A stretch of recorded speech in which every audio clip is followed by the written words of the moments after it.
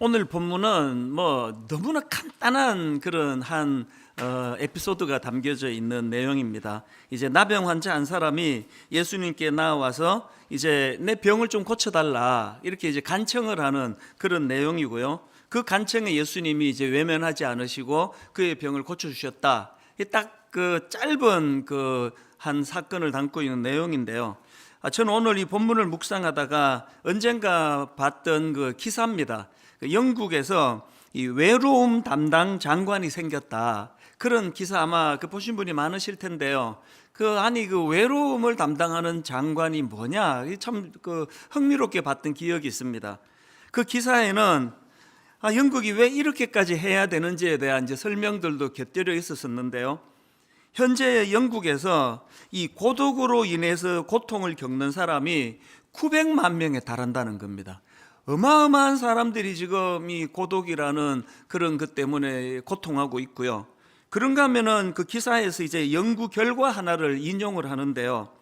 이 고독으로 겪는 고통이 얼마나 이게 치명적인가 하면은 이 사회적 단절로 인해 생기는 고독과 외로움의 고통이 어떤 사람이 매일 담배를 하루 15개비를 피우는 것만큼이나 건강에 해롭다.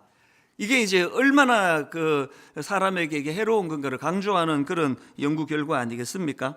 그래서 이제 이 격리로 인한 고독과 외로움이 그만큼 이게 악영향을 미치는데 수많은 현대인들이, 그래서 영국에 이렇게 고통하는 사람이 900만 명이나 되는데 아니 어떻게 외로움 담당 장관을 세우지 않을 수가 있겠느냐, 그런 내용이 이제 기사에 있었는데요.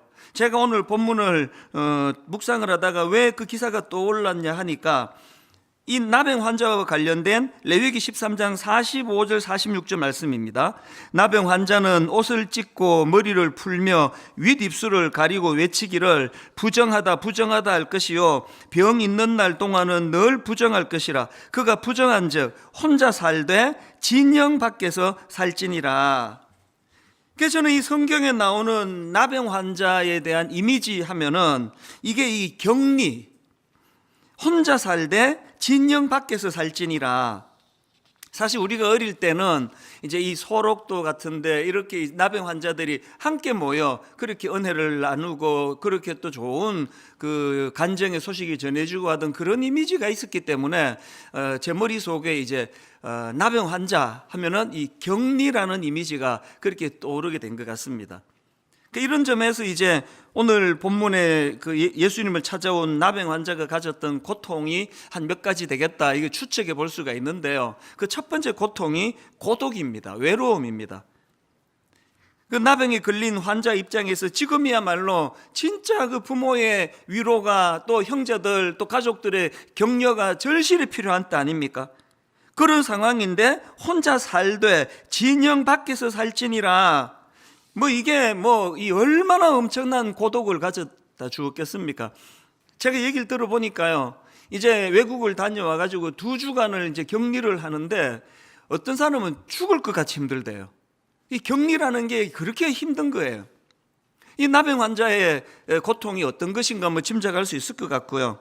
또 그런가 하면은 이 나병 환자들이 이 사람에게 나아갈 때는 손으로 윗입술을 가리고 부정하다 부정하다 이런 것들을 외쳐야 되니까 자존감이 다 무너지는 거 아닙니까? 얼마나 수치스러웠겠냐고요. 그리고 미루어 짐작해 볼 수 있는 건 오늘이나 그때나 알지도 못하면서 함부로 정죄하는 사람이 얼마나 많았겠습니까? 무슨 짓을 저질렀길래 저런 저주받은 병에 걸렸냐고. 그 수치심은 이루 말로 다 못했을 것 같습니다. 그런가 하면은 또 한 가지, 그 당시 나병은 불치의 병으로 알려진 병이니까 그들이 가진 절망적인 고통이 뭐겠습니까? 장래에 대한 두려움이에요. 희망이 없는 거 아닙니까? 오늘 본문에서 절박하게 예수님을 찾아 호소하는 이 나병 환자가 갖고 있었던 이런 삼중고, 3가지 겹치는 고통이 그런 절박함으로 예수님을 찾게 만드는 도구가 됐는데요. 그래서 이제 오늘 본문에 보면은 예수님께서 이런 아픔을 가진 나병 환자를 외면하지 않으시고 그를 고쳐주셨다. 그래서 참 간단한 내용이지만 저는 지난 몇 주 동안에 이 말씀에서 나오는 정말 깊은 묵상을 하며 혼자서 은혜를 많이 받았습니다.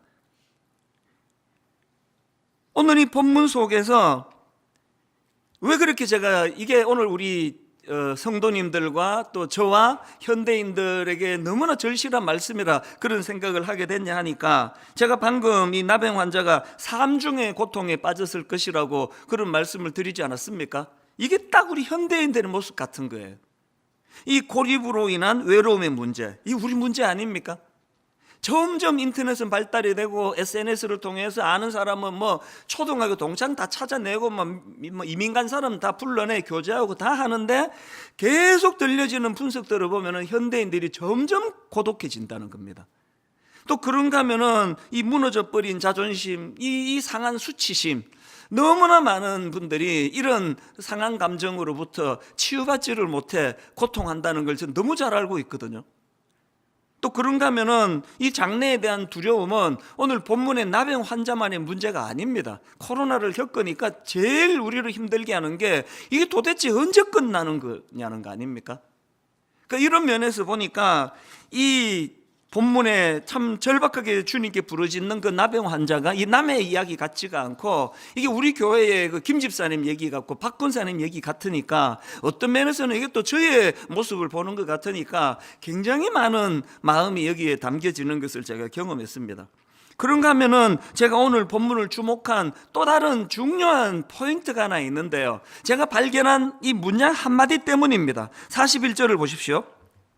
예수께서 불쌍히 여기사 손을 내밀어 그에게 대시며 이르시되 내가 원하오니 깨끗함을 받으라. 제가 주목했던 이 포인트입니다. 손을 내밀어 그에게 대시며 이르시되, 아니 왜 예수님은 그 말씀으로도 고칠 수 있지 않습니까? 그리고 성경에 보면 실질적으로 사복음서에서 말씀만으로 고치신 케이스가 또 많이 나오지 않습니까? 그런데 왜 예수님은 굳이 이 부정한 병으로 알려진 이 나병에 걸리면 격리를 시켜야 될 만큼 이것이 이 격리돼야 되는 이런 병을 가진 환자에게 굳이 손을 뻗어가지고 그 몸에 손을 대시면서 병을 고쳐주셨는가? 오늘 다루고 싶은 포인트가 바로 이 문제예요. 예수 왜 그러셨을까? 제가 이 문제를 가지고 질문하고 또 묵상을 하다가 떠오른 한 장면이 있는데요, 평소에도 제가 참 좋아하는 성경 구절입니다. 마태복음 14장 27절, 예수께서 즉시 이르시되 안심하라 나니 두려워하지 말라. 이 말씀의 배경 다 아시죠? 지금 예수님의 제자들이 풍랑이 있는 바다 너무나 밤새 고생을 하고 죽을 고생을 하는데 풍랑은 잦아들지 않고 그런 절망적인 상황에 빠져 있을 때 예수님이 그들에게 다가가셔서 풍랑을 잠잠케 해주시는데요, 그런데 예수님이 즉시 이르시되, 즉시 제일 먼저 다른 거 어떤 거 하기 전에 가장 먼저 하신 게 뭐냐? 안심하라 내니 두려워하지 말라. 전 이런 예수님이 너무 좋습니다. 근데 기계적으로 뭐 이것들 뭐 고생하네, 내 뭐 고칠 수, 내 이거 뭐 해줄 수 있는데 뭐 이런 태도가 아니세요. 감정이 이입이 되시는 거 아닙니까? 밤새도록 그렇게 풍랑으로 고통한 그 제자들을 보시면서 그 마음속에, 저는 환자분들을 위해 기도할 때마다 종종 이렇게 기도합니다. 하나님, 저들 마음에 하나님 두려움이 얼마나 큰지, 그 불안이 얼마나 심한지, 고통이 얼마나 많은지 알지 않습니까? 하나님, 그들에게 찾아가셔서 한 말씀만 들려주시기 원합니다. 안심하라 내니 두려워 말라, 이 말씀을 그들에게 들려주시기 원합니다. 그렇게 기도할 때가 많습니다. 오늘 본문에서 예수님께서 그냥 저렇게 원하는데 고쳐주시면 할 수 있는데 이게 아니에요. 이 손을 내밀어 그에게 대시며, 한 몇 주 전인데요, 이제 이 코로나 바이러스가 이제 막 계속 확산이 되고 이게 뭐 언제 이게 끝날지 모르는 그런 두려움이 참 많을 때인데, 우리 교회의 교구 목사님이 저한테 메일을 보내왔는데요, 그 메일의 한 대목이 정말 저를 감동을 시켰습니다. 그 한 대목을 읽어드리겠습니다. 2달 넘게 담당 교구 지역을 돌아보지 못하고 있어서 궁금증이 컸습니다. 아침에 교구 지역을 둘러보고 싶은 마음이 크게 올라와서 오늘 혼자서 제가 맡은 교구 지역을 돌아다니면서 동네 분위기도 살피고 교구 성도님들의 동네를 다니며 마음으로 기도하는 시간을 가졌습니다. 성도님들이 운영하시는 가게라도 직접 방문해서 인사라도 나누고 싶은 마음이 간절했지만 마음을 추스르고 자제했습니다. 성도님들에게 직접적인 신방의 효과는 없었을지라도 몸이 떨어져 있는 상황에서 저 스스로가 교구를 향한 마음을 다시 한번 다잡고 마음으로 품는 계기가 되었습니다. 이 젊은 교구 목사님의 마음이 저에게는 확 다가온 거예요. 너무 고맙더라고요. 이걸 직업이라 생각하고 이 직장이라 생각한다면 이거 뭐 대박 아닙니까? 놀고 먹는 거 아닙니까? 이제 신방 안 해도 되는데, 이 교회에 모이지도 않는데, 모든 성경 공부 제자 훈련 아무것도 못하고 있는데, 이건 뭐 하나님이 신 절호의 이거 휴가다 이렇게 쓸 수 있는 거 아닙니까? 그런데 이 젊은 목사님이 저를 감동시켰던 건 그런 마음이 아니에요. 그 애틋한 마음, 그 신방을 해야 되는데, 지금 가게가 어려운 성도님 그 가정에 가서 기도해 드려야 되는데, 그 마음이 너무 애틋하니까 뭐 사람 만날 수 없는 거 알지만 그 동네를 빙빙 돌면서 그 모습이 너무 감동이 되는 겁니다. 몇 주 전에 제가 우리 전체 교역자들에게 메일을 보냈습니다. 주일날 지금처럼 이렇게 뭐 소수라도 예배를 함께 모여 드릴 수도 없는 문이 다 닫혔던 때 아닙니까? 제가 무슨 메일을 드려 부탁했느냐?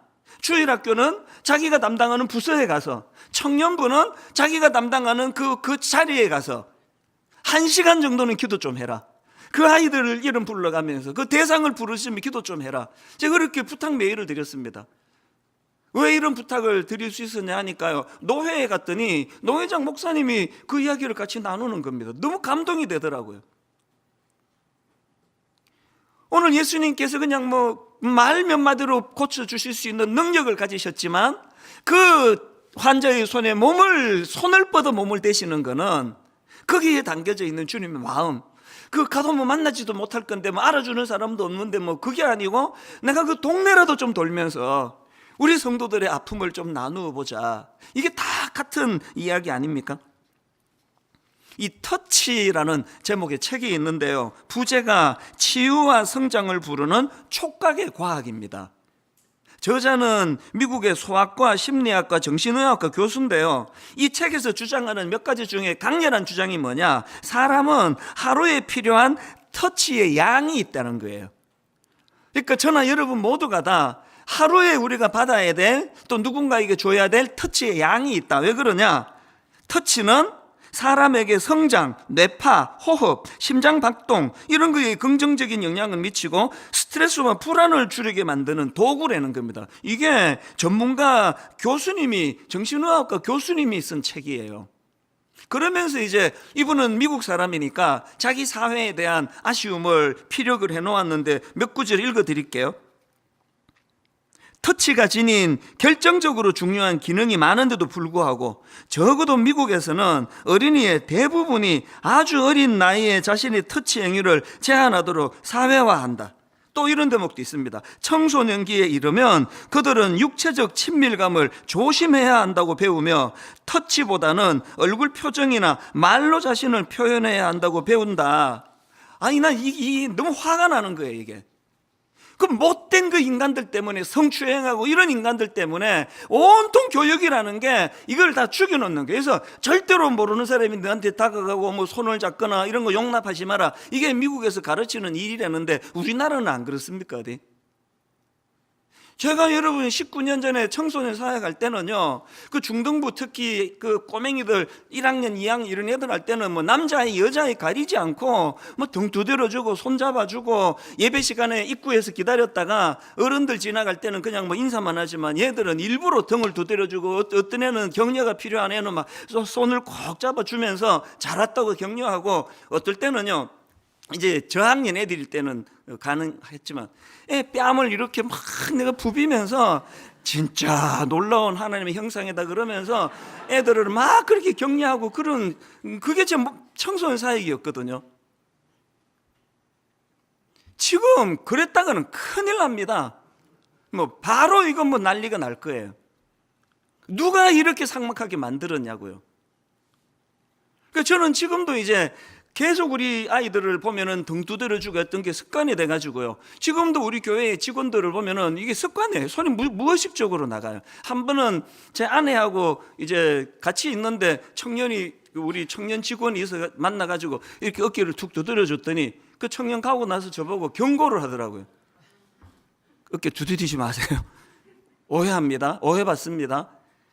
근데 그 말이 참 슬프더라고요. 또 부인할 수가 없으니까. 이게 또 뭐 문제 삼으면 문제 삼아지는 참 삭막한 세상에 살고 있으니까 우리가 이제 잃고 있는 게 뭡니까?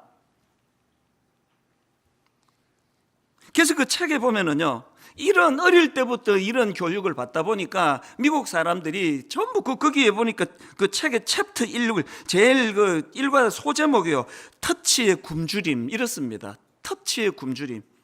내용을 한번 들어보세요. 그렇지만 이상하게도 어른으로서 우리는 상당히 개인적이고 감상적인 방식으로 터치에 대해 말한다. 너의 말이 나를 깊게 터치했어.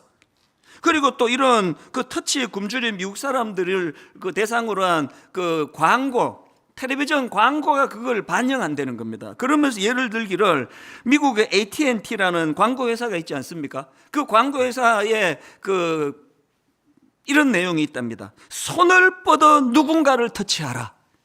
이게 지금 이 터치에 목마른 사람들을 겨냥한 광고 아닙니까? 또 잔슨앤잔슨이라는 로션 만드는 회사의 광고 문구도 이런 광고가 있답니다. 그들의 오늘을 터치하라.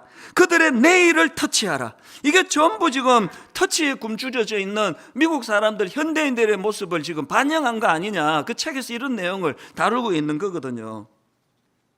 이런 점에서 저는요, 오늘 이 본문 말씀에 그 예수님의 참 그 상실감에 빠져 있는, 그리고 격리로 인한 고독과 외로움에 굶주려 있는 그 나병 환자를 터치해 주시는 그 주님을 보면서요, 제가 이 본문을 묵상하다가 헨리 나우엔이 쓴 책입니다. 돌봄의 영성이라는 그 책에 나오는 한 대목을요, 내가 옮겨 적어가지고 요즘에 이거를 제가 들여다보고 묵상을 하고 있습니다. 그 책에 어떤 내용이냐, 화면으로도 부탁을 드렸는데요, 이런 내용입니다. 당신의 고통이 보입니다. 내가 그 고통을 없애줄 수는 없지만, 당신을 혼자 두지 않겠습니다. 저는 이게 우리 예수 믿는 사람들이 구호라고 생각을 합니다. 당신의 고통이 보입니다. 내가 그 고통을 없앨 수는 없지만 당신을 혼자 두지 않겠습니다. 오늘 저와 여러분이 정말 우리가 이런 저 책에 나와 있는 그 메시지와 같은 삶을 노력을 하셔야 되는데요, 그러기 위해서 오늘 이 41절에서 예수께서 불쌍히 여기사 손을 내밀어 그에게 대시며 이르시되, 이 은혜를 갈망해야 된다는 사실입니다. 이제 좀 더 구체적으로 이렇게 예수님께서 말씀만으로도 충분하신데 손을 뻗어 그를 그 터치하셨던 예수님의 이 모습을 좀 더 분석하기를 원하는데요, 이 예수님의 터치가 어떻게 가능했나, 이 두 가지 전제를 제가 발견을 한 겁니다. 두 가지 전제 중에 첫 번째 전제가 뭐냐, 예수님의 터치가 어떻게 가능했나, 그것은요, 예수님의 동정심으로 인한 감정이입이 있었기 때문입니다. 자, 41절을 자세히 한번 보십시오. 예수께서 불쌍히 여기사, 그래서 나온 게 손을 내밀어 그에게 대시며 이르시되요.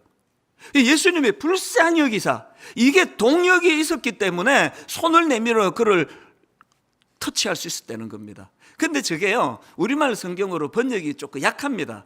여기 나와 있는 불쌍히 여기사 이렇게 번역하기에는 이게 굉장히 센 단어예요. 헬라어로 여기 나와 있는 불쌍히 여기사는 스플랑크니조마이라는 단어인데요, 이 단어의 어원인 스플랑크노는 내장, 심장, 폐, 이런 장기를 뜻하는 단어예요. 그러니까 여기 나오는 예수께서 불쌍히 여기사, 이 말을 뭐 조금 더 그 헬라어에 가깝게 번역을 한다면 이렇게 하셔야 돼. 번역을, 예수께서 억장이 무너지는 아픔으로 그를 불쌍히 여기사예요. 그냥 뭐 에이구 참 안 됐네 뭐 이거 아니에요. 억장이 무너지는 거예요. 내 심장이 그것 때문에 아픔을 느끼는, 그게 그를 터치하게 만들었다는 겁니다. 제가 여기에 1번에 그 큰 제목을 두 단어로 썼잖아요. 동정심으로 인한 동정심, 그 다음에 감정이입. 제가 이 사전을 찾아봤거든요. 동정심이라는 단어가 사전적 의미로 이렇게 해석이 됩니다. 남의 어려운 처지를 안타깝게 여기는 마음, 이게 동정심이고요. 그런가 하면 감정이입은 사전적 의미로 다른 사람의 감정을 이해하는 능력.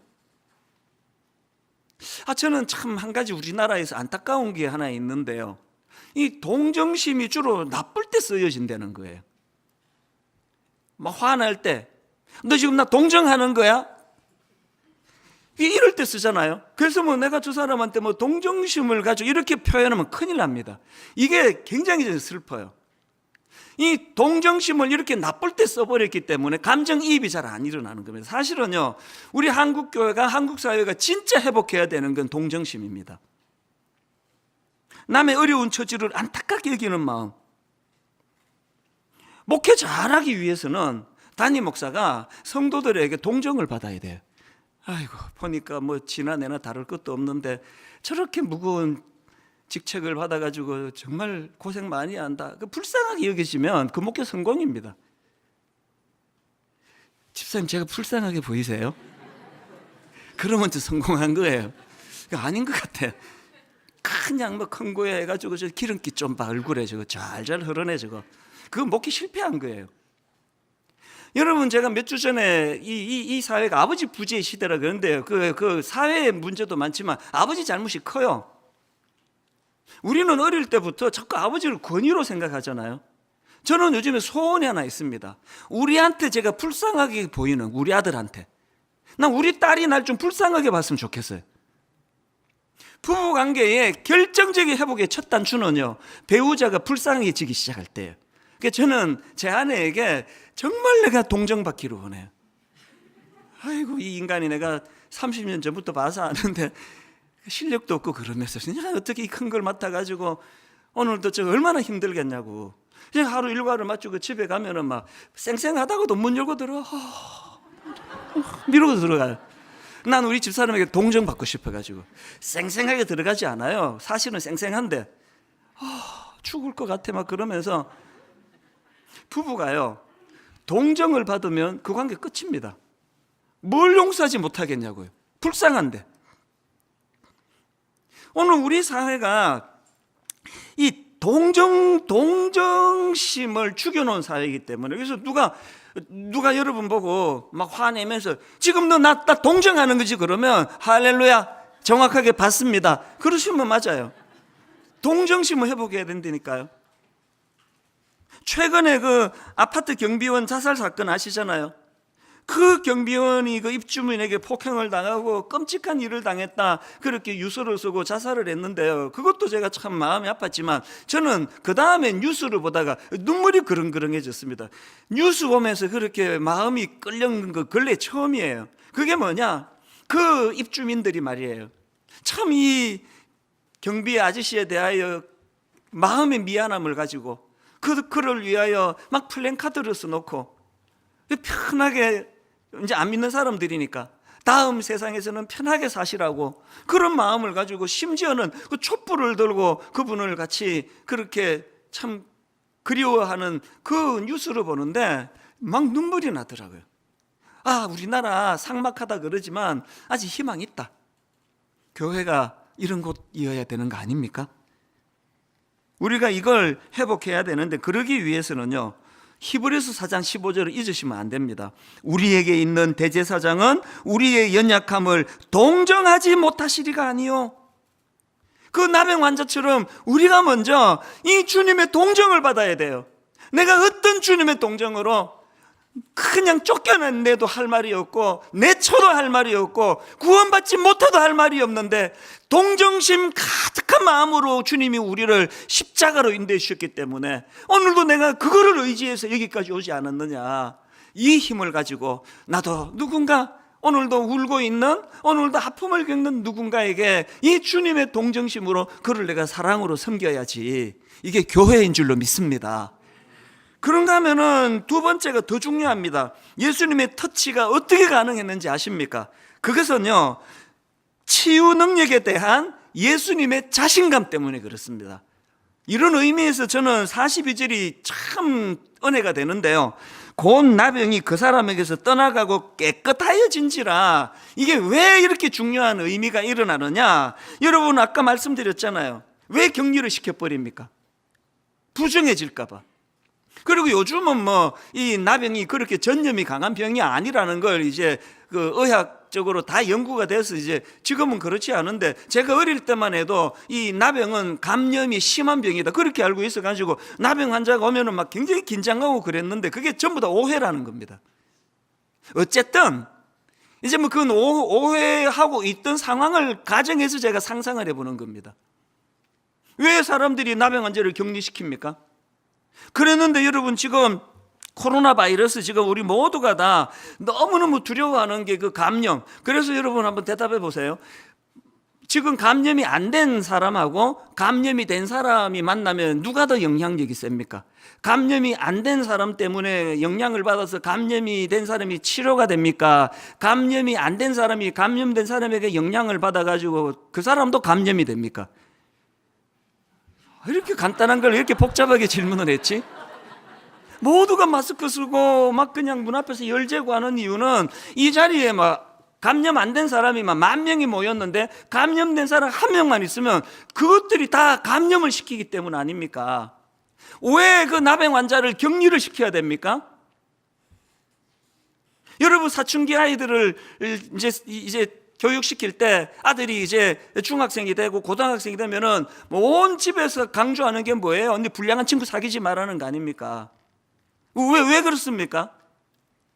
불량하지 않은 내 아들이 불량한 아들을 만나면 불량하지 않은 내 아들 영향으로 불량한 내 친구가 깨끗해지는 것은 거의 없고, 헷갈리더라도 이해해 주세요.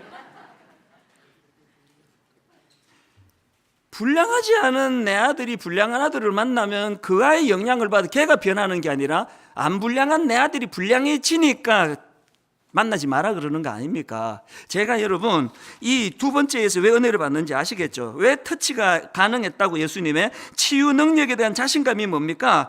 여기 42절을 보니까요, 그 부정한 나병 환자 때문에 그를 터치했더니 예수님이 그 영향을 받아서 부정해지신 게 아니고요, 반대로 그 부정했던 그 사람이 예수 그리스도로 말미암아 깨끗해졌다는 겁니다. 이게 교회의 차별성입니다. 요즘에 제가요 옮겨 적어놓고 묵상하는 그 문장 몇 개가 있는데, 그 중에 하나는 고신대 우병웅 교수가 쓴 글인데요, 내용이 이렇습니다. 화면으로도 좀 부탁을 드렸는데 보십시오. 유대교가 접촉을 통해 부정해지는 종교라면 기독교는 접촉을 통해 거룩해지는 종교이다. 이거요, 이 여러분 다 옮겨 적이고 다 묵상하셔야 될 내용이에요. 어마어마하게 깊은 내용 아닙니까? 유대교가 접촉을 통해 부정해지는 종교라면 기독교는 접촉을 통해 거룩해지는 종교이다. 그리고 또 제가 옮겨놓고 묵상하는 글 하나가 더 있는데, 숭실대 김혜건 교수님 책에서 발견한 문장인데 이것도 한번 들어보십시오. 유대교가 그토록 집착했던 깨끗함은 복잡한 정결 예법과 율법 준수를 통해서가 아니라 예수님의 동정심과 그 동정심 가득 찬 접촉을 통해서 일어납니다. 너무 내 마음에 와닿고 너무 마음에 가책을 느끼는 글이에요. 여러분, 유대교가 그토록 집착했던 깨끗함은 그렇게 복잡한 정결 예식과 율법 준수를 통해서 일어난 게 아닙니다. 그 유대교 율법을 지켜야 된다고 그랬으면 그 사람 앞에 다가온 나병 환자는 돌에 맞아 죽었어야 돼요. 고침 못 받습니다. 여러분, 그 절망 속에 빠져있던 한 생명이 그렇게 기뻐 치유를 받을 수 있게 된 건 유대교가 그토록 집착했던 정결 예법과 율법 준수가 아니라고 한다면, 오늘 여러분은 지금 유대교 신자입니까? 기독교 신자입니까? 인터넷을 난무하는 끊임없는 정죄와 끊임없는 비난과, 여러분 불교가 그렇게 합니까? 천주교가 그렇게 합니까? 유튜브에 떠돌아다니는 말로 다 할 수 없는 내부 총질, 너무너무 그냥 논리를 가지고. 저는 정진영 목사님 그 일이 터졌을 때 절망했던 사람이에요. 젊은 목사가 말 실수한 거 맞습니다. 애쓰는 분들 기분 상하게 한 거 맞습니다. 근데 그걸 목사 면직시켜라고까지 항의할 정도라고 생각하지는 않거든요. 만약에 오늘과 같은 논리라면요, 오늘 본문에 나오는 나병 환자는 돌에 맞아 죽는 게 너무나 정확한 공의예요. 그게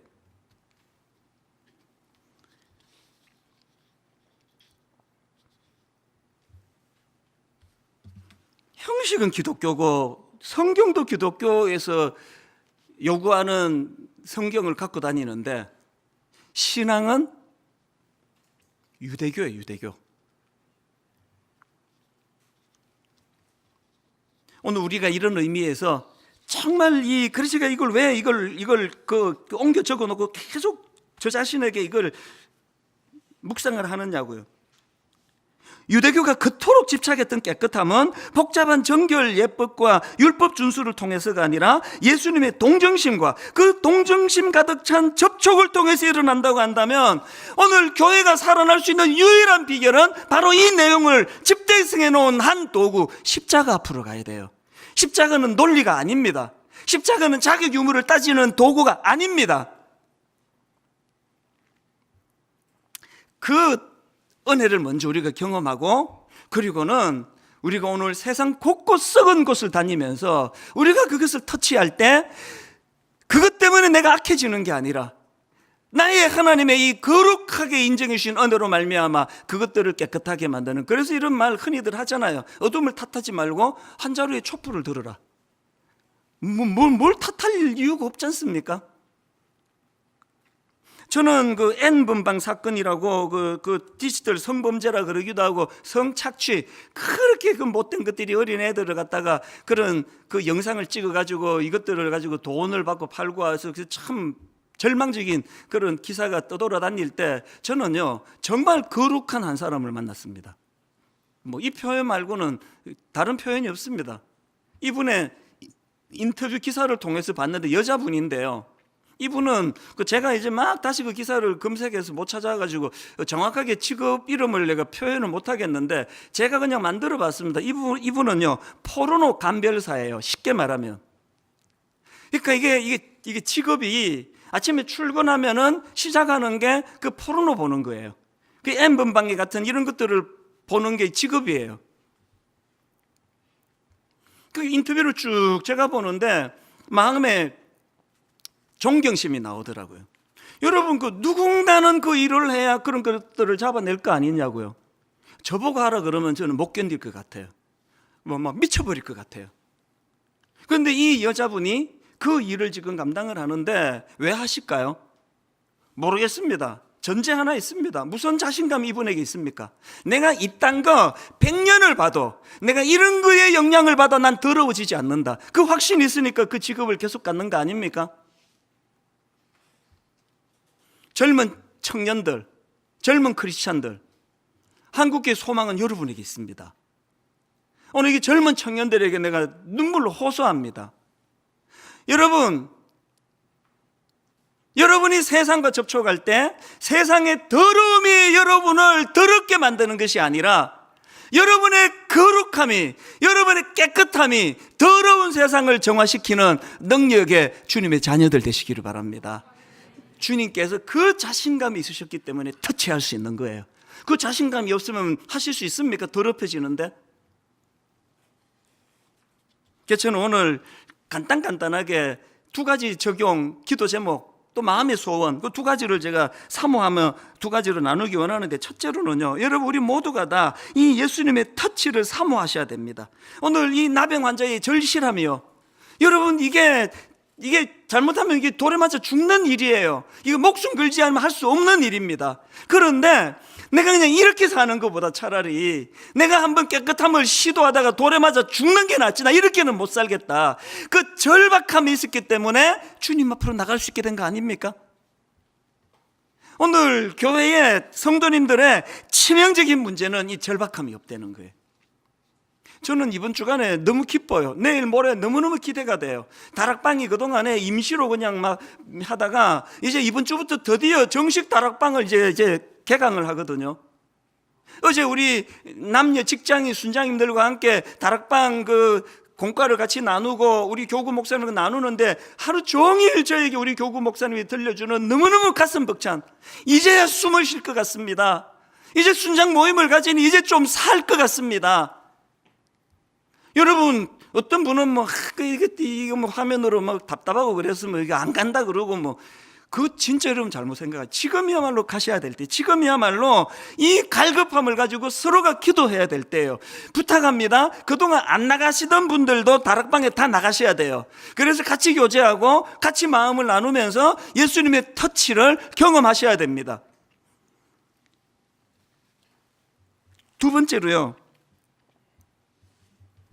그렇게 첫 번째가 그렇게 예수님의 터치를 갈망하고 사모해야 된다면, 두 번째는 그 터치의 능력을 주변에 전달하자는, 주변에 전하자는 겁니다. 누가복음 6장 36절, 너희 아버지의 자비로우신 같이 너희도 자비로운 자가 되라. 마태복음 5장 7절, 긍휼히 여기는 자는 복이 있나니 그들이 긍휼히 여김을 받을 것이며. 이 사랑의 선순환 아닙니까? 내가 먼저 하나님 아버지의 자비로우심으로 말미암아 거룩한 주님의 자녀가 됐으니 나도 연약 그 누군가를 향하여 이 긍휼을 내가 흘려보내줘야 되겠다. 그랬더니 또 긍휼을 베푸는 자에게 주님의 긍휼하심이 또 일어나는 게 이 사랑의 선순환입니다. 그래서 여러분, 이제 힘을 내셔야 돼요. 이제 주저앉으시면 안 됩니다. 다락방마다 이게 그냥 옛날에 모여서 할 때보다 훨씬 더 은혜롭네, 이거 우리 반드시 만들어내야 되고요. 기독교 성윤리연구소 기도 많이 해주셔야 됩니다. 너무나 지금 오염된 이 가치관을 병들게 만든 이 시대랑 우리가 거룩을 가지고 싸워야 돼. 그래서 기독교 성윤리연구소에서 지난주에 10권의 책을 만들었다 그랬잖아요. 우리 자녀 성경적 성교육 시리즈.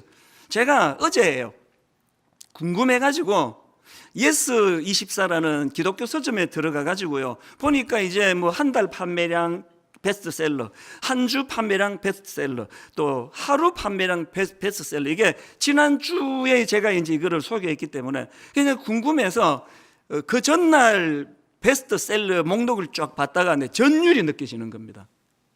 1위부터 10위인데요, 여기 나와 있는 그 우리 자녀 성경적 성교육 시리즈가 총 10권인데 1위부터 베스트셀러 1위부터 5위가 이 책이더라고요. 1위부터 5위가.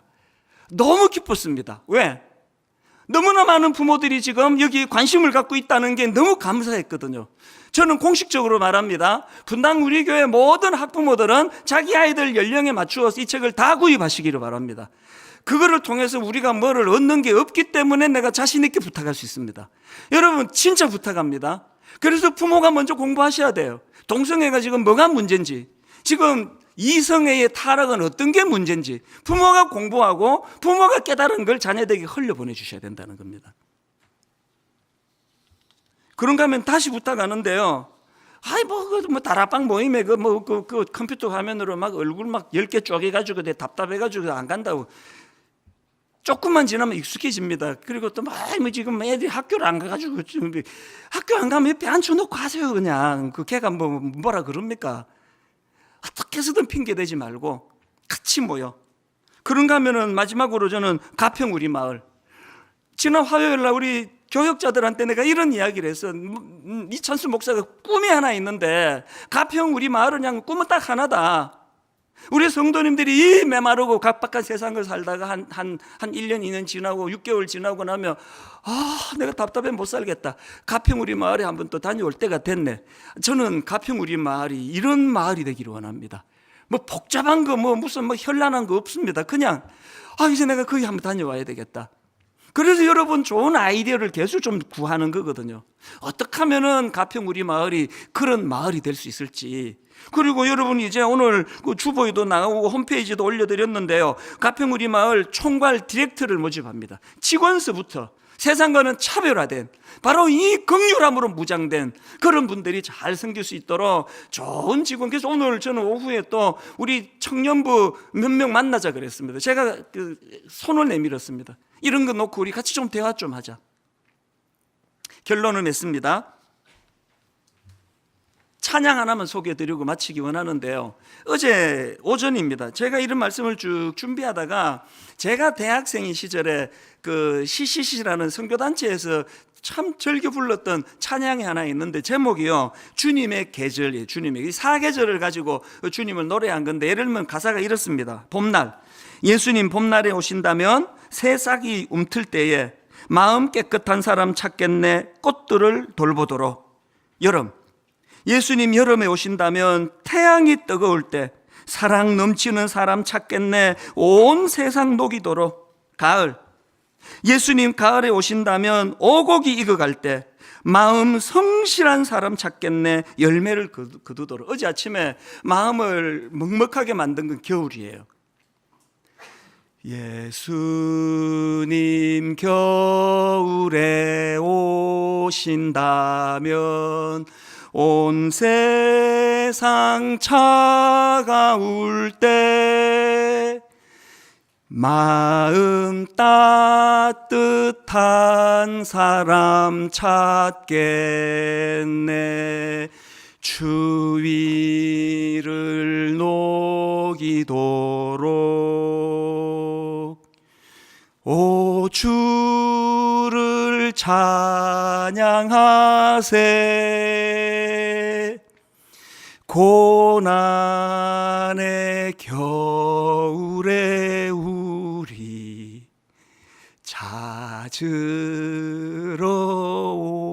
오신다네. 지금이 겨울 아닙니까? 조금 전에도 연로하신 권사님이 기도 부탁하러 오셨는데 병원은 못 가고 계세요.